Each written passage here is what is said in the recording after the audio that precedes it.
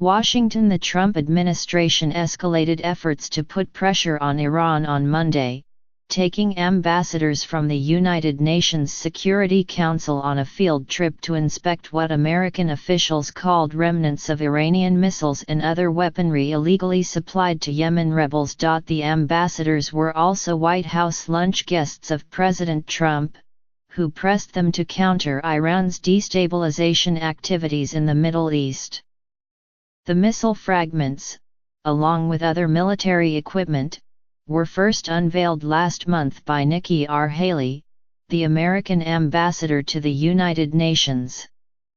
She presented them as proof that Iran had violated United Nations sanctions on supplies of weaponry to Houthi rebels in Yemen, where more than 10,000 people have died in a war that began 3 years ago. At the time, weapons experts said the presentation of fragments of what military officials said were Iranian-made Qaem missiles, as well as a drone and an anti-tank missile, had failed to prove conclusively that Iran violated any sanctions. It was unclear on Monday whether Ms. Haley, who led her Security Council colleagues on the tour at Joint Base Anacostia Bolling, provided additional material to bolster the administration's case.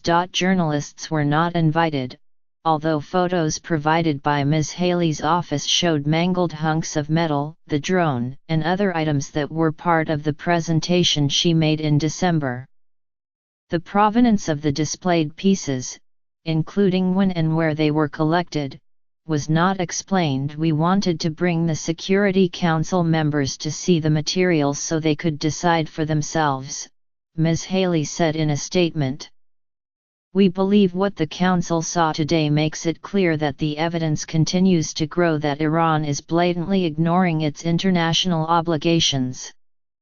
Iran's Foreign Minister, Mohammad Javad Zarif, wrote on Twitter that the field trip had been an attempt to create an Iran-phobic narrative at the UN Security Council through whining and dining and fake evidence. Neither Ms. Haley nor Mr. Trump articulated what the administration had hoped to achieve from the visit.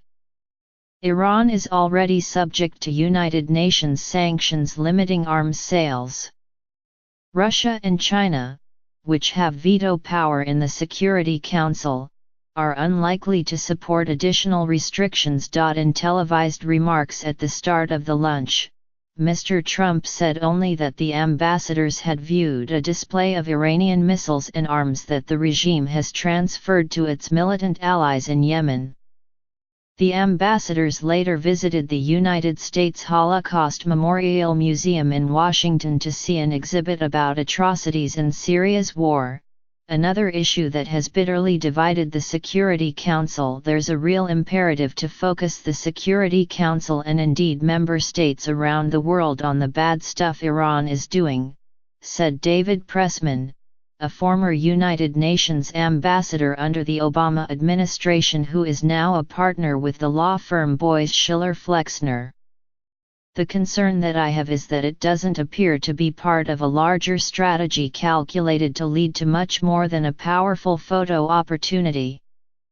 Most of the ambassadors from the other 14 Security Council members refrained from commenting publicly about the day of touring. On Twitter, Ambassador Jonathan Allen of Britain said that the representatives had been shown clear evidence that Iranian-made weapons were used by Houthis in Yemen, though it was unclear whether he believed Iran's government was guilty of sanctions violations. He posted photographs of welding on a missile that he said indicated the weapon had been cut in half, presumably for smuggling.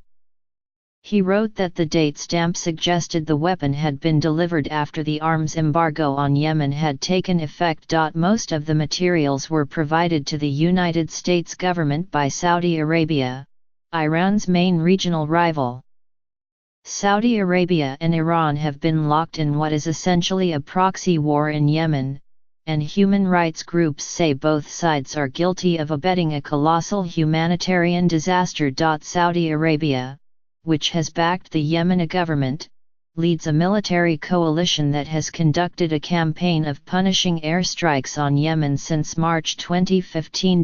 This month, a United Nations panel concluded in a confidential report that Iran had violated the arms embargo imposed on Yemen by failing to prevent Houthi rebels from obtaining Iranian-made missiles, including a missile that crashed near an airport outside the Saudi capital, Riyadh, in November.